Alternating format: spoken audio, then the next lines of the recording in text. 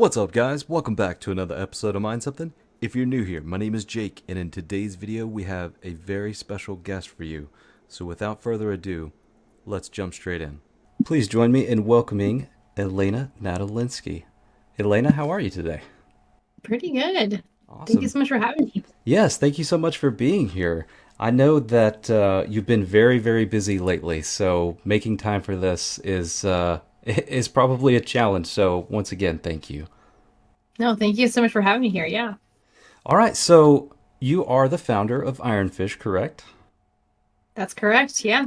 And you also have many other accolades. Could you tell us a little bit about yourself and what got you into crypto? Yeah. So my name is Elena. I was a software engineer before this.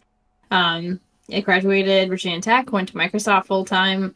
Really enjoyed my time there, but I really wanted to get into the startup scene. So I moved to San Francisco Bay Area to work at a startup called Tilt.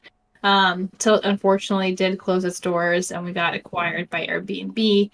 And I was an engineer at Airbnb up until the point that I quit that job in order to focus on crypto full time. Yeah, and happy to tell you more about my crypto journey, the Ironfish team, any of the above. So, what was it that gave you the inspiration to start Ironfish?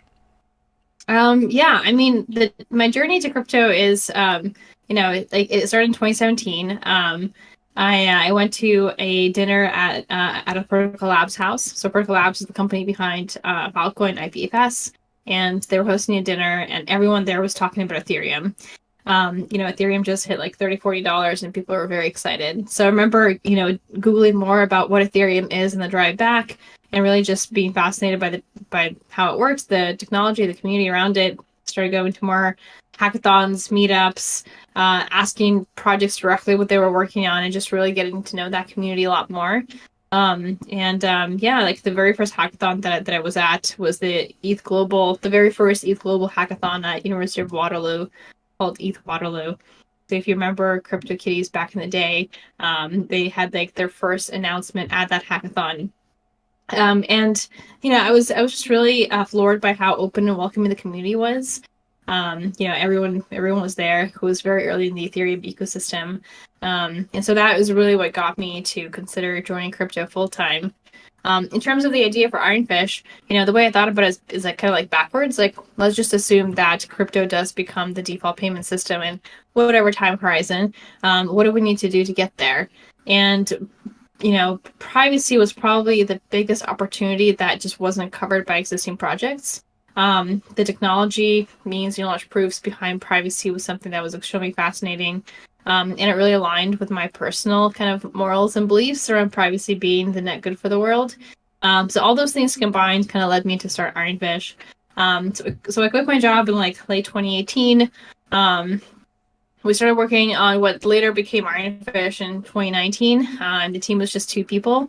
And then we got our seed funding in 2020, and we actually that was when we hired more people. We actually rewrote the entire code base after raising that money. So the company is like roughly 4.5 years, but the code base that is currently Ironfish Mainnet is roughly 2.5 to 3 years. Okay. I'm really curious when you get into crypto, it's so easy to find a community that's accepting and you're all sharing ideas and bouncing things off of each other. But then when you leave that ecosystem and you go out into the real world, what type of feedback were you getting from friends and family about the thing that you were trying to start? Oh man, lots of different feedbacks. I mean, so we started in like 2018, 2019. So very early on, when I would talk to my friends or family friends, ironically, the first question is, "But what is a Bitcoin?" so I so I did lose a lot of time trying to explain to people what is a Bitcoin, what is cryptocurrency. So after getting over that hump, then I would tell people like, the way it works today is the least private way of transacting. Like if you transact with Ethereum or Bitcoin, the world gets to see that transaction. They get to see the entirety of the contents of your wallet. And people would be shocked. They're like, well, wait a minute, I thought Bitcoin was anonymous. And it's like, well, no, it's pseudonymous. But the way the system works, it basically kind of forces the users to de-anonymize themselves. So for instance, if I say like, hey, like you owe me, $5 worth of Bitcoin, I would have to give you my public address. And from then on, you'll be able to see the contents of my wallet. And so when I started showing people like, look, like you can look at an Etherscan, look at any wallet, really dig into all the activities for that wallet, their holdings, what they invested in, the protocols they interact with, their favorite exchanges, and so on. People were pretty shocked. And then when I would explain, like, well, for Ironfish, we're trying to build this privacy platform for crypto such that you can move those assets into Ironfish and not have that be out in the open. Then people like really understood the value proposition. Gotcha. Well, I think that, given your experience, it makes sense to dive into something like this, especially with the passion that you had around it. But I'm curious about the team that's behind Ironfish. What can you tell me about the team and the experience that they have, and perhaps how many people that you have working with you? Yeah, so Ironfish is now split into IF Labs, which is the company, and the Ironfish Foundation. So I'm currently part of the foundation. The engineers are now part of IF Labs. So the engineering team behind Ironfish is, I mean, humble brag. I think they're a really great group of people. They're a very strong team. Almost everyone we've hired did not come from the crypto background, and there's a reason for that. Like when you look at blockchain experts in the space, there are very few of them. They're pretty much impossible to hire. And so what we did in terms of hiring engineers, we focused on how do we hire the best, most technical, most senior engineers who have this quality called principles first thinking. So how can you kind of very step by step start acquiring knowledge such that you can you can be new to blockchain but have the ability to really dive in and understand the technology. So I think like at this moment in time, I'm pretty confident to say that everyone behind Ironfish in terms of the engineering team is world expert or world experts in blockchain technology, because we had to reverse engineer and really build an entirely new layer one from scratch. But yeah, so in terms of the background of the people, a lot of them came from like the traditional Silicon Valley companies or like tech giants. So we have people from Uber and Microsoft and healthcare companies. And Citadel. So we kind of have people from different companies, but all share like a really strong engineering value. Awesome. Now, I know being a privacy coin, that adds some layers of complexity. Can you tell us what type of challenges that are different when it comes to privacy coins versus everything else? Totally, yeah. So for a privacy coin, every single transaction is encrypted. So when you look at Etherscan, you can see all the contents of each wallet, because as the full node is indexing block by block, they're able to index every single account that they come across. For a privacy coin, that's not the same because everything's encrypted. You can't see the contents of that blockchain. So the side effect of that is mobile wallets become a lot harder. Like clients become a lot harder because, if you ever use MetaMask, which is a Chrome extension, MetaMask is powered by something called Infura, which is a third-party like node hosting provider. And so MetaMask is able to kind of ask Infura, hey, like, what's the contents of this wallet? Can you give me more about this wallet so I can give a better, wallet experience for the user? For privacy coins, this becomes a lot harder because the way you would get your full balance, even if you were to run your own full node, your wallet would try and decrypt every single transaction, and if it succeeds, then it's able to update your balance. So in light of that, if you're using a light client or Chrome extension or a mobile wallet, someone has to do that decryption. And so there are different designs for how to do that, but they're less trivial than, let's say, a transparent chain. So everything kind of along the way becomes a bit more challenging. Okay. So, is there anything in particular that you guys did not expect to have to deal with that has required a lot more education in the sense that privacy presented you guys with more challenges? Is there any one specific thing that was a huge barrier to entry in the beginning? In the beginning, I'm not sure. I mean, we did take on this really huge task of building a full new layer one protocol. We built it in TypeScript, which has, to my knowledge, I don't know of any other code base for a layer one built in TypeScript. So there were definitely challenges there. And we did that for reasons of like we can hire a lot easily. We could move a lot faster using TypeScript. But yeah, so we're every single transaction has zero knowledge proofs associated with them. So the way you think about optimization has to change quite dramatically as well. Transaction generation is going to be slower regardless of the language that you choose because every transaction has several zero knowledge proofs attached to them. Syncing is going to be slower because as the full node is syncing, it needs to verify the incoming blocks, which means it needs to verify all those transactions. So there's added time there. And so yeah, I mean, like I think probably the biggest challenge for Ironfish was thinking about optimization in like a very, very focused way. When we ran our test nets, we ran 3 test nets over the course of more than a year. Our second test net ran for the longest time. And what we did was we incentivized usage. So we incentivized for people to send transactions on the network, and we incentivized people for hosting their own nodes. And the reason why we did that is because we really wanted to like stress test the system. And it worked. We had 11,000 nodes running at that time. We had something like 400,000 transactions daily on average, I think for some days it was 400,000 or more. And so we processed almost 40 million transactions during that time period. Wow. So really, like the team, like you got a chance to really highly optimized Ironfish, and we still have a long way to go in order to make sure that block template generation for miners is faster. Again, block verification, block add time, transaction verification, transaction generation is faster. So I think like just thinking about like how do you optimize a privacy chain, especially a privacy chain that only has private transactions and all of them have zero knowledge proofs associated with them, that was definitely a challenge. Now, I know the way that Ironfish was launched, with the airdrops and the participation in the test nets is a little bit different than anybody else has done it before.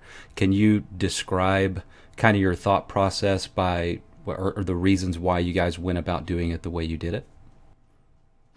So I mean, I would love for you to elaborate a little bit more. What do you mean of us doing it in a different way? I just want to make sure I answer the question correctly. Sure. So, in participating in testnet, you have the know your customer type of scenario. To do And I that. think there's some very specific reasons for that. And there are some critics, but I don't think that they understand exactly why that was implemented and the thought process behind it. Yeah, totally. We even have a blog post about this. Obviously, it's a super sensitive topic. Like we were a privacy chain, so how come we're doing KYC for the airdrop? So because the company directly distributed coins to users, the company did literally a distribution, and we are a US company, which means that we have to abide by US law. One of the requirements of being a US company is that you cannot break sanctions. So, there's the US Treasury Department. Underneath the US Treasury, there's something called OFAC. And the OFAC department handles the sanctions list, meaning that no US persons or entity can interact with any persons or entity on the sanctions list. Breaking sanctions is like, you don't do that. And so part of the reason why we had to do the KYC for the airdrop is to definitively say, look, we're already a privacy coin company. There's already going to be a lot more scrutiny on us. And we have done everything by the book, like we've done everything according to the rules. And so that was part of the reason why we had to do KYC. We also actually used the KYC process. So not breaking sanctions was definitely the main reason why we had to do KYC in order to airdrop it to participants. And then the secondary reason, where I guess what we also did with the KYC, is we deduplicated accounts. So during the testnet, for any crypto testnet, for any like crypto kind of like giveaway or etc., like you're going to have sybils or duplicate accounts, meaning that one person might create several accounts just to try and get more of the airdrop. So what we did was we used the KYC to basically dedupe those accounts. And I think like that was a huge effort, colossal effort, honestly, on our part. And we didn't have to do that, but we thought it was a lot more fair to distribute that airdrop to actual humans and not one human who might have had, hundreds of bots. For other airdrops, there's reasons why other projects did not have to do the KYC or chose not to do the KYC and chose not to dedupe those people. Some of the other airdrops that people have done are smart contract based, meaning that the company has 1 degree of separation. So the company might say, look, like we're not directly distributing those coins to participants. The smart contract is. Which may or may not be the strong argument, but that's kind of the argument that other projects have that they went with, because we didn't have that degree of separation, because we, the company, directly airdrop to people, because again, Ironfish does not have smart contracts natively. We had to do the KYC. But yeah, when we looked at other airdrops, we saw a lot of complaints that, one person had so many accounts, and the airdrop was unfairly distributed. And so we wanted to really address that concern. Yeah, and I think that was extremely wise on y'all's behalf. I noticed that what was it, Toncoin? They ran into a lot of problems initially, and then basically just released it to the community. But one way that they, kind of set themselves up for success that way was by having the smart contracts with other pools to distribute those tokens through mining, which I think initially it was not going to be a coin that was mined, if I'm not mistaken. But so, who is it that kind of helps you guys navigate and make sure that you stay within the bounds of regulatory situations? Good question. So we do use an outside law firm, which is one of the best law firms. We also have great investors like Andreessen, and they have an entire regulatory arm at this point to help crypto project like ours to make sure that we are following the rules and are even aware of the rules, or guidelines.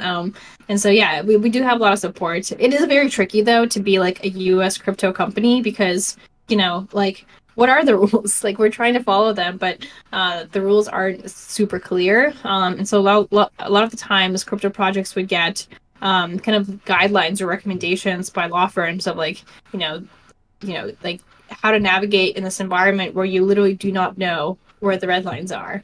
And so that's been extremely tricky to navigate. Of like, we just want to provide value to our users, just want to ship Ironfish and provide this value. But we kind of have to think of like, every single thing that we do, literally every single thing that we do is going to increase our risk. And what are the trade-offs that we have to make to build a product that we want, to provide the value for the users that we want, to kind of have the business value that we want, while still kind of having a fairly low risk, given that we are a privacy preserving company, or privacy preserving cryptocurrency project within the kind of US jurisdiction. Mm-hmm. So do you have any expectations or time frames when you guys think that we'll have more clarity and it'll be easier to navigate this space? I honestly do not know. I think we're all in that boat. Yeah, no, it's kind of really, like, again, it's a very tricky situation, because when we talk to other U.S. companies for partnerships, or kind of any way to interact with them, it's really hard to do so, because it's not that supporting Ironfish automatically automatically makes you break the rules. And we can argue that the way Ironfish works today, Ironfish wallets have a private key, a public key, and a view key. And the view key gives the holder of the view key full access to that account. So our argument is the way Ironfish works today is very much analogous to how non-crypto financial services work today.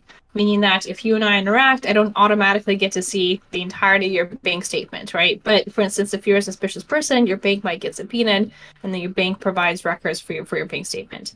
The way Ironfish works today with the view key is very, very similar.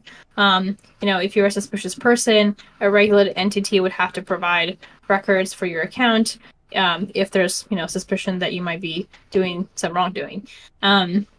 However, when we talk to like other U.S. Companies, it's not that just supporting Ironfish makes them non-compliant. It's more like supporting Ironfish, which is a privacy-preserving protocol, puts them on a higher risk level, and they will choose not to. So that's actually a very, very tricky thing of like, how do we convince not just regulators to have better clarity, but how do we convince companies that supporting Ironfish is not going to put them in trouble, even though this is a very ambiguous kind of spot to be in.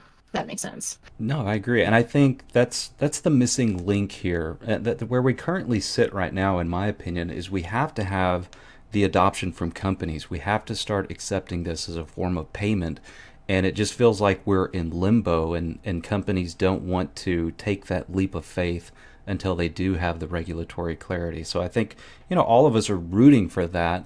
And I think that it's going to come at some point, but it seems like maybe all of this is just a barrier to entry. They're trying to make sure that all of their friends get in line before everybody else is allowed to enter the club, so to speak.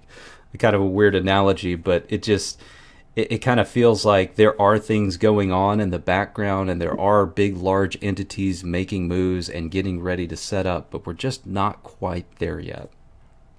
Yeah, I mean, it is kind of frustrating because it's like there's so many great people working in the privacy space today.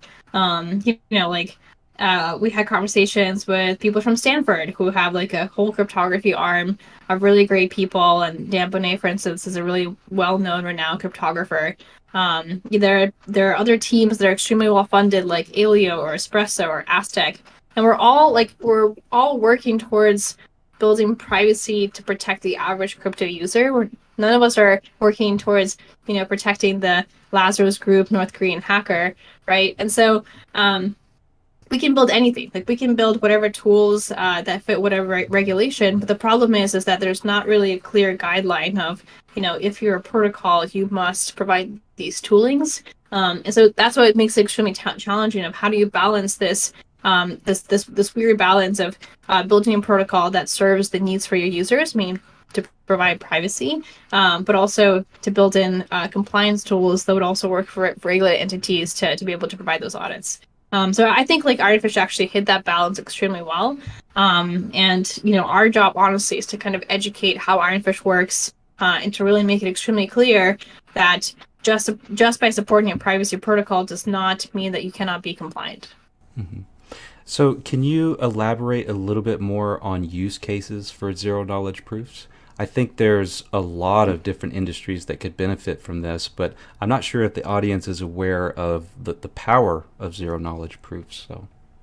Yeah, so zero knowledge proofs were invented in the 80s, in 1985, by Shafi Goldwasser, Sylvain Macaulay, and oh gosh, Christoph Rockoff. Oh gosh, I forgot the last person.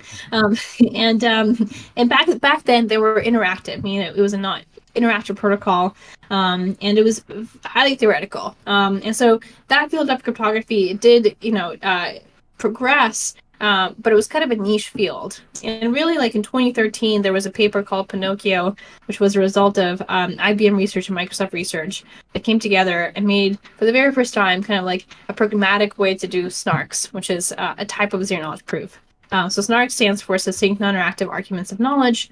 And really what zero knowledge proofs or SNARKs or any kind of other family of proofs under the ZKP umbrella, the aim for them is to prove honest computation. So when we started in like 2018, 2019, most people kind of thought of zero knowledge proofs as very much connected to privacy because Zcash at that time was kind of the first pioneer of using zero knowledge proofs. And now when we talk about zero knowledge proofs, I think most people automatically think scalability, like ZK rollups and ZK VMs. And so now I think there's a misconception that zero knowledge proofs equals scalability, but it's actually none of the above, right? It's zero knowledge proofs are about proving honest computation, and so a lot of people are super excited about other applications of zero knowledge proofs, such as like proof of reserves. So, like after the FTX collapse, a lot of people were trying to figure out ways of how can an exchange prove that they have the reserves, they have the liquidity that they claim to have, without necessarily opening up their entire order books or de-anonymizing some of their customer information.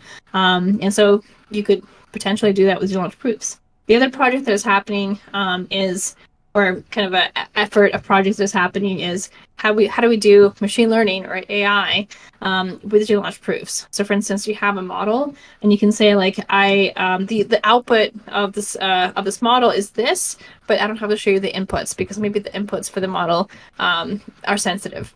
So there's definitely a lot of effort going in that direction as well. Gaming is also a huge one. So Ethereum is fully transparent, meaning that it has transparent state. So you can think of so many games that have hidden state, like chess or what was it, battleships. and so on. And so like there's a lot of effort in terms of doing like games with hidden state. One of those games is called Dark Forest. If you don't know about it, Oh I yeah, highly encourage you to check it out. It's actually definitely. extremely fun, and it's based on zero knowledge proofs. So yeah, there's definitely tons and tons of applications for them, and the rate at which we have this academic like increase and kind of pushing zero knowledge proofs forward has been accelerating quite rapidly since like 2019. So there's just so much happening in that space.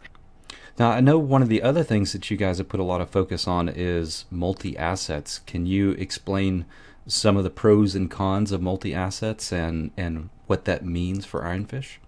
Yeah, so we're building Ironfish to be the privacy platform for all chains. So it's kind of like a chain agnostic privacy platform. So the idea here is that if we work with bridge operators, a bridge operator would be able to carry assets across from one chain to Ironfish. So for instance, you could have a Bitcoin to Ironfish bridge, such that a bridge operator would take Bitcoin and have a wrap representation of Bitcoin on top of Ironfish. In order to do that, Ironfish has to be able to support multi-assets, meaning the ability to have different assets on top of Ironfish. And so that's really what we built the feature for. So you can kind of think of it as a kind of like an ERC20 equivalent. Again, Ironfish does not actually have smart contracts, so these are custom assets with very little functionality, but we kind of built it for this very specific use case of having wrapped assets on top of Ironfish and for having native assets such as, you could potentially have like a native DAO token on top of Ironfish to have a private DAO, or for instance, you could have natively a private USDC. So that's kind of what we built the feature for. So all transactions are fully encrypted. So even though a transaction might carry different assets, the onlooker would not be able to know that. We did make the mint and burn functionality reveal some information about what asset is being minted and by whom, as well as what is being burned. And that is so that the community can better kind of audit the bridge operator for minting and burning assets. But outside of that, everything else is fully private. Okay, and where are you guys at in the deployment of multi assets? It's fully deployed. It Yeah. is fully So deployed. Okay. it is fully deployed. Yeah. So, you can create your custom assets right now, and people have. You can go check out some of the assets that people have created on our Block Explorer, as well as the Oreo Scan Block Explorer for Ironfish, which is just explore.ironfish.network. And then the Oreo Scan, I believe, is oreoscan.en, if I'm not mistaken. But yeah, you can see kind of some of the assets that people are creating.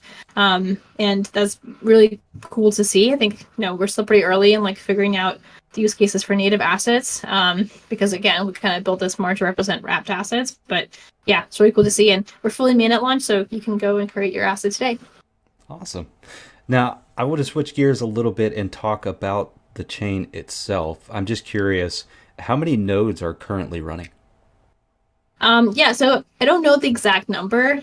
So we do have optional telemetry, meaning that if you're a node operator, you could additionally run another command that would provide telemetry to the stats page for Ironfish. So out of the nodes that have provided telemetry, they're contributing to the stats page that can be found at stats.ironfish.network, and that currently is reporting roughly 500 nodes. I suspect the number is much greater because I've talked to a lot of people who run nodes and they did not even know about the telemetry feature.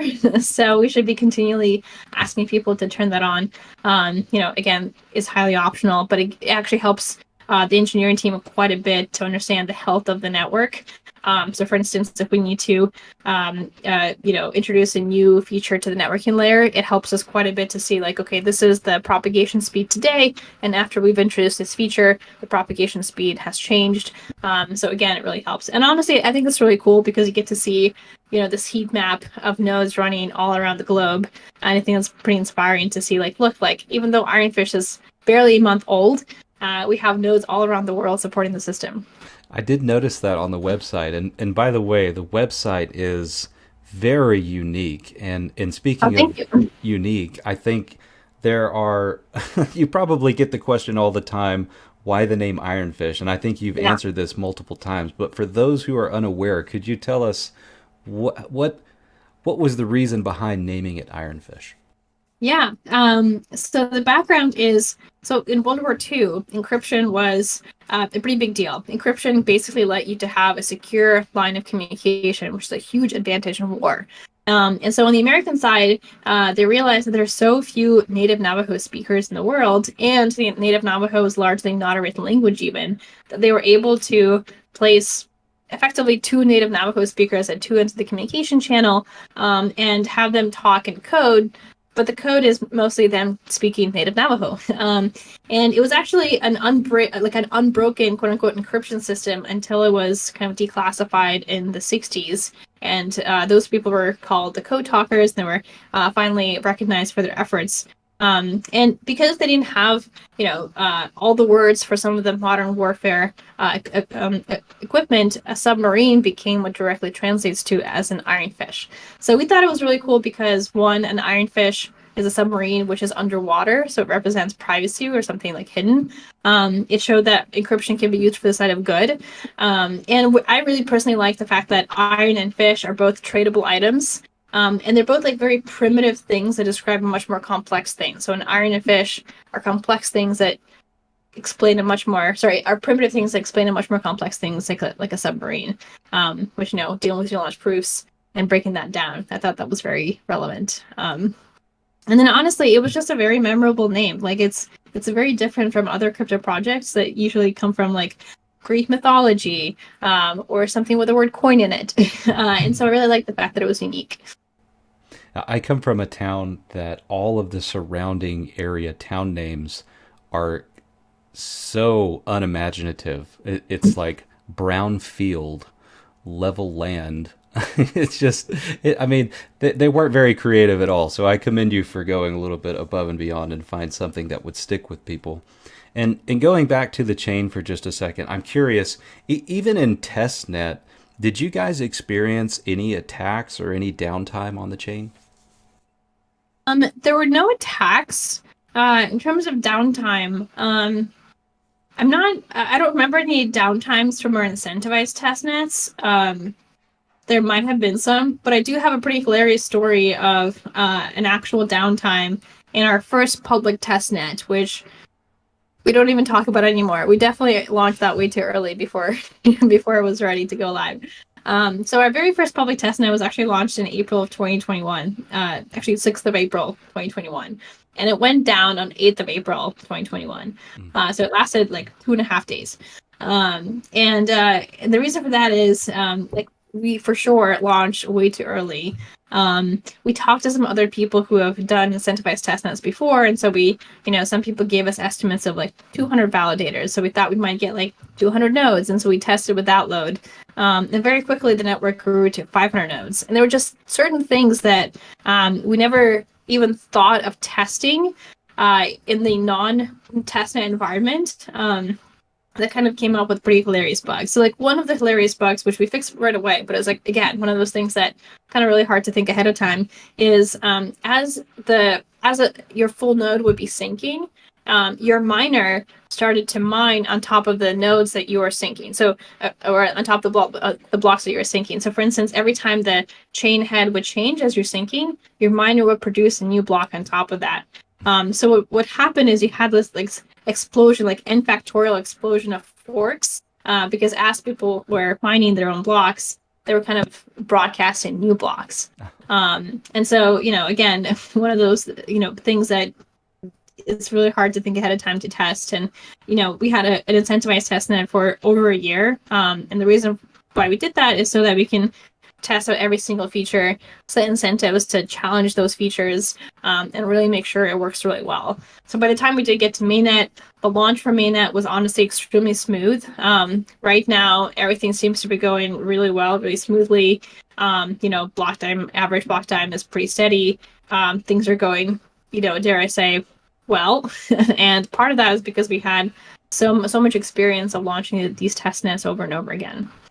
When you guys actually launched mainnet, there was a document that was floating around for a little while that was kind of projecting what the hash rates might be, what the token price might be, and I think that really kind of invigorated people to jump on and participate.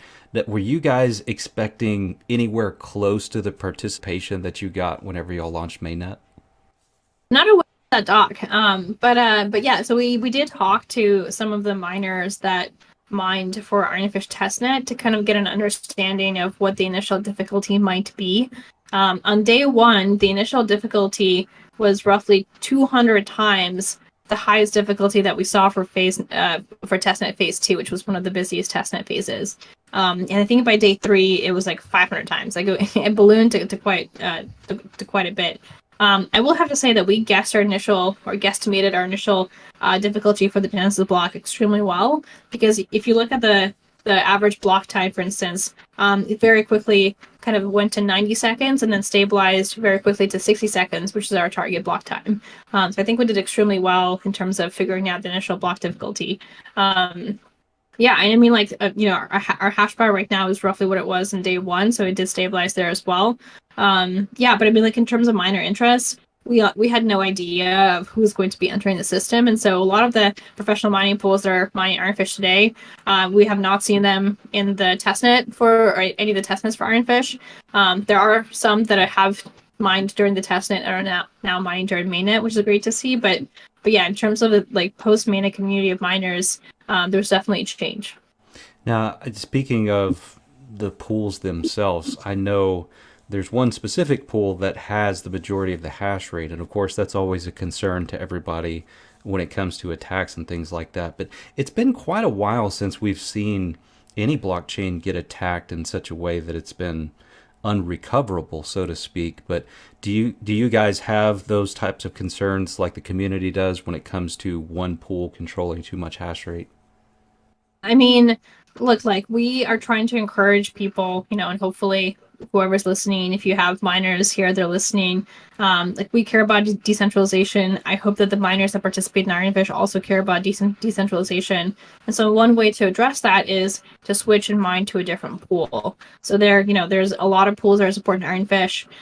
You can choose the one that does not have the majority hash power to try and like kind of balance things out and make a better decentralized system. So, if you're considering mining Ironfish or if you're already mining Ironfish, I really highly consider you to look at other pools to try and kind of balance that out. Okay. And do you know what the percentage is of solo miners that are mining to their own node as opposed to pools? I don't know. So there is a website called Mining Stream. Oh gosh. Yeah, mining pool stats.stream, right? So you can look up Ironfish and you can look up the hash power or the hash rate over time and kind of make that guesstimate. But no, I don't know specifically. Okay. And what made you guys decide to launch with proof of work as opposed to another consensus algorithm like proof of stake? Yeah, so definitely launching a proof of work layer 1 in this day and age is like going against the grain for sure. Most new projects or almost all new projects that I know of are going the proof of stake route. There are several reasons why we chose proof of work. One reason is there's this, honestly, in my opinion, like a misconception that proof of stake leads to faster block times. And that's not true. Ethereum, for instance, has the same block time post merge as it did before merge. So that's like one thing. The other thing is when we talked about proof of stake, it's actually a family of algorithms that all have their different vulnerabilities. So like Cosmos proof of stake is way different than Ethereum proof of stake, way different than Tezos, way different than Algorand, and so on. So proof of stake, like we kind of say that as a term, but underneath that umbrella, there's so many different variations of what that means. Whereas for proof of work, we've had like literally a decade of experience of how that system works. And it's very predictable in terms of like what vulnerabilities are, how to get it right, how to navigate certain situations. So that was another thing. The third reason for why we did that is, I truly believe that decentralization matters. That's the hill I'll die on.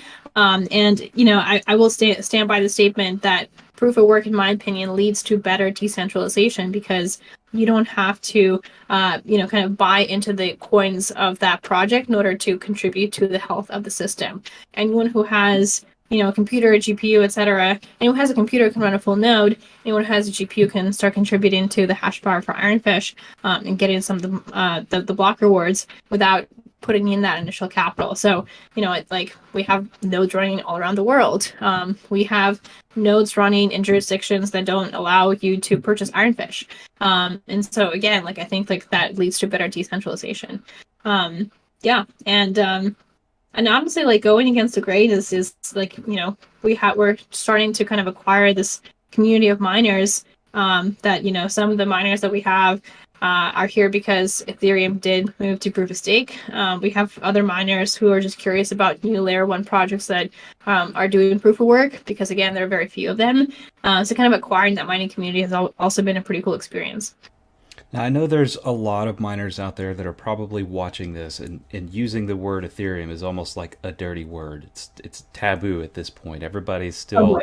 a little sore, on the subject matter, and finding support for anything that switches from proof of work to proof of stake can sometimes be a challenge. What are your thoughts on the consensus algorithm ever changing?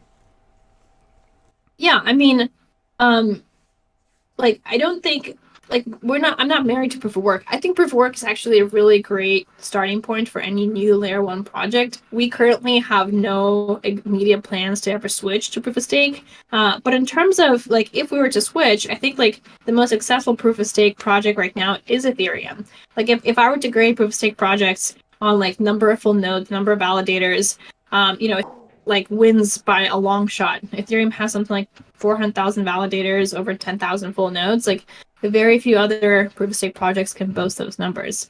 And my thesis is that the reason for that is because Ethereum had years of proof of work time to get the distribution across their community. So if we were to move to proof of stake, it's not an impossible thing, but it would happen many years from now, and it would happen after we felt that the coins were very well distributed, and the community would have to agree that that is the correct move for Ironfish. Okay, so if it did ever change, that would be a community decision, be voted on, and things like that. For sure, yeah. Again, we're building Ironfish, kind of for the people. So, and the whole point of decentralization is that those huge decisions, especially like protocol decisions, get chosen by the community. Awesome. So, in the event, let's say, for example, we discovered that there were ASICs on the network, would there be a discussion on changing the algorithm, or perhaps doing something to prevent ASICs from being on the network? And how do you guys feel about ASICs being on the network? Be a discussion, right? But I would challenge people to think about whether or not ASICs are necessarily bad for the system. ASICs basically mean that someone put in millions and millions of dollars into hardware development and then producing that hardware to begin with. And so, they're financially incentivized to making sure that your system goes well. That may not always be the case, right? Sometimes ASICs do drive away GPU miners, and GPU miners is one way how you get decentralization, because you have many more people contributing to the network. So there are honestly arguments on both sides for whether or not ASICs are good and bad. So I think if ASICs do come to Ironfish, it should definitely be a discussion. But I do want to kind of preface that it's not necessarily bad, and we do have to acknowledge that there are arguments on both sides. I agree. I think tokenomics can really play a significant role in when ASICs are allowed to participate in a network, or when they begin participating in a network, and how that affects the chain going forward. I think that, like you said, the dream is to have the most decentralized and secure network possible. And let's face it, us as GPU miners, we will jump from one coin to another looking for those profits, and having a dedicated hardware that is not going to go anywhere really means a lot. But I think the ultimate success of the project depends on where we're at in the cycle of the tokenomics. I think one person said ASICs are like the bodyguard for your network, right? On one hand, GPU miners, again, like a lot of people that are mining Ironfish today are like home GPU miners, meaning that they're not professionals. This might be their side hobby, which is great because again, reaches more people. But to your point, GPU miners are not loyal. GPUs can mine many many coins. And so you don't have a predictable hash power, because over time, if something happens, or something goes awry, GPU miners will switch over to a different system. Like if there's a new hot project they can mine, your project could suffer because there's another shiny thing over there. Versus ASICs, to your point, if they build specialized hardware for your particular hashing algorithm, they're probably not going to switch because they built a specialized hardware for this thing. So again, definitely cons and pros to both sides. Absolutely. And speaking of the emissions, I did notice something that the emission curve breakdown shows 256 million at year 115. But then when I was looking at the breakdown of the circulating supply, the example just goes over 4 years. Can you kind of elaborate on the tokenomic structure going past year 4? Yeah, so the reason why we did that in terms of cutting at year 4 is because right now, like, if you were to join Ironfish as an employee, you have a 4-year vest over 1-year cliff, or sorry, 1-year cliff over 4-year vest, meaning that you would have to stay at the company, now called IF Labs, for 1 year and get your full grant after 4 years. So in terms of the current insiders, including investors, advisors, employees, and so on, there's an additional 2-year lockup with kind of 1 year unlock, if that makes sense, meaning that no one can move their funds for additional year post mainnet, and then there's another year of unlocks after that. So the circumstance applies kind of like the reason why we did 4 years is to kind of cover both of the examples of that lockup schedule for all insiders, and then additionally the vesting schedule for all employees. Okay. And is it kind of stepped or distributed in such a way where, let's say, after this cliff, 100% of everyone who is vested in this is able to cash out simultaneously? Or is it kind of spread out over time where you're allowed to cash out this much and then this group's allowed to cash out this much? Can you elaborate a little bit more on it? Exactly. So that's why we did like lockup over 2 years with a 1-year cliff. And again, this is for all insiders, and then employees additionally have a 4-year vesting schedule, which is a bit confusing. Hence why we did it with graphs. So yeah, like 1 year post mainnet, you're able to cash out some of your tokens, and then you are able to cash out tokens for the subsequent year, if that makes sense. So all insiders kind of have staggered additional year where they can kind of cash out more and more tokens over time. Gotcha. If that makes sense. Yeah, that makes sense. Okay. Going back to wallets for just a moment, I know that, if anybody else has watched the Mining Kings interview, you guys touched on this subject, but for anybody who hasn't seen that, if you could tell us a little bit about the wallet options and perhaps some of the things that are coming up in the near future. Yeah, so Fox Wallet already has integrated Ironfish. It's a mobile wallet. You can use it today. And in terms of us, we have a Node app coming out really shortly. So the Node app is going to be a desktop app experience. We're calling it the Node app and not necessarily the wallet app because it's actually running a full-blown Ironfish node in the background. So you can kind of think of it as a desktop GUI interface running a full Ironfish node. And it shows you exactly what the node is doing, like what peers it's being connected to, kind of all the information that you would normally get from the CLI tool, but now it's displayed in a much more visual way. And in addition to that, it will have a wallet experience as well. So right now, if you wanted to use a wallet, there's a CLI wallet, which we've tried our very best to make sure it's intuitive and very well documented. And again, I think our misconception was that the first early adopters of Ironfish are going to be very tech-savvy miners that would be comfortable using the CLI wallet. That was proven to be wrong. And so we're releasing this Node app quite shortly. We have been working this Node app pre-mainnet launch. The way we chose to operate it is, we wanted to do something extremely well. And so we really focused on launching Ironfish mainnet.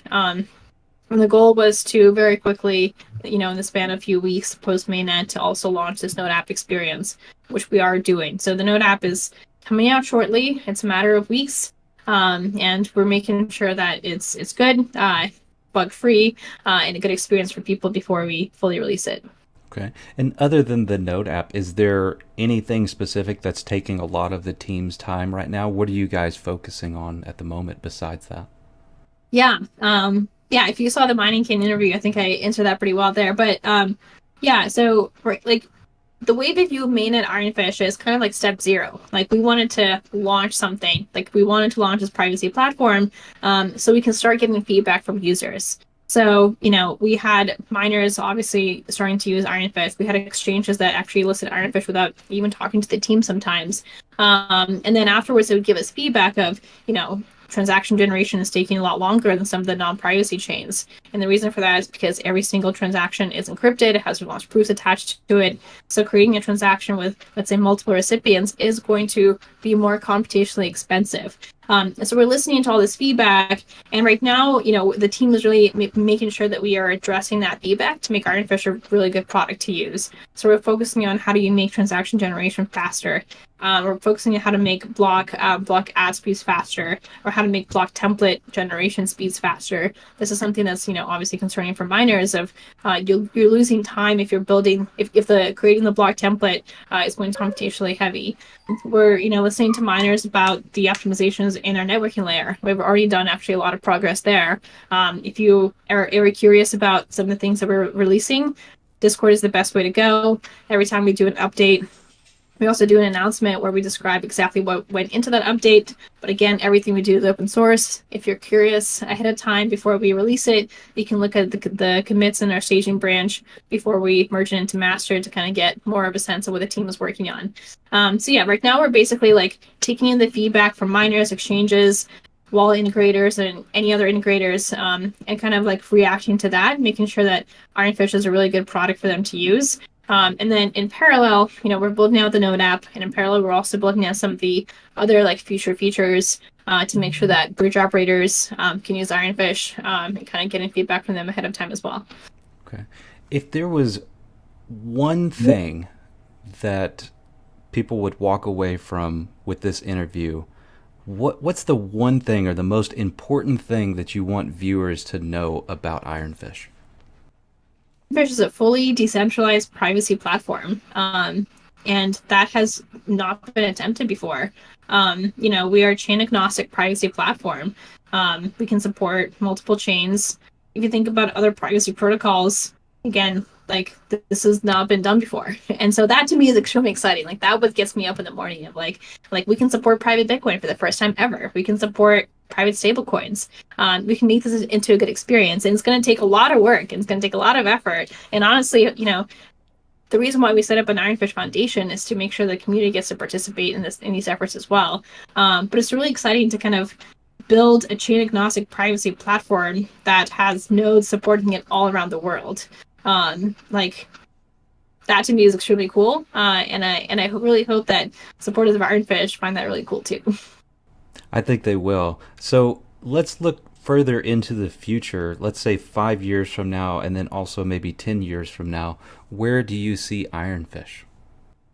Yeah, and this might be like a little visionary, but like right now, you and I are using HTTPS to even conduct this interview. Back in the 90s, that was considered to be, a technology that should not be exported. Like that was dangerous technology. And so, right now, privacy is kind of viewed as this dangerous technology, especially for crypto. So in 5-10 years for Ironfish, I want Ironfish to be the go-to privacy solution for crypto transactions, as well as crypto assets. And what that means is that, I want Ironfish to be the Lego piece for privacy for crypto, and to be like the default go-to solution, kind of be like the plumbing for crypto, so to speak. Like you and I are using HTTPS right now, but we don't think about it. Like we don't think about the fact that in order to start this connection, we had to use like Diffie-Hellman, like handshake, and everything that we do right now is encrypted. Like we just don't think about that because it works seamlessly. And so for Ironfish to kind of be successful in 5 to 10 years, I really hope that, a lot of assets and transactions just natively use Ironfish without the user necessarily even knowing all the details of how those transactions happen. Got it. Okay.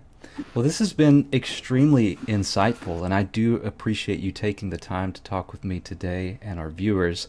Is there anything that you want to leave with the viewers? Obviously, I think Discord is probably the best place to get updates and to learn generally about the project. And of course, there's the website. Is there anything else that you'd like to share with us? No, I think you got it. Discord.ironfish.network is the shortcut for how to get there. We also have Twitter where we have other news that we announce. If you're ever curious about anything to do with Ironfish, if you have questions on how to install it, how to mine it, anything around the node, Discord is the best place. Our engineers, or the IF Labs engineers, are there all the time, and I'm there answering questions too. So, we're very, very reachable. And if you have any feedback in terms of documentation or partnerships, please let us know. If you are a bridge operator, wallet integrator, or anyone who wants to integrate Ironfish, please send us an email at partnerships@ironfish.network, and we will get back to you and hope to work with you. Awesome. Elena, thank you so much for your time today. I do Thank you. appreciate it. Really appreciate it as well. Thank you so much. All right.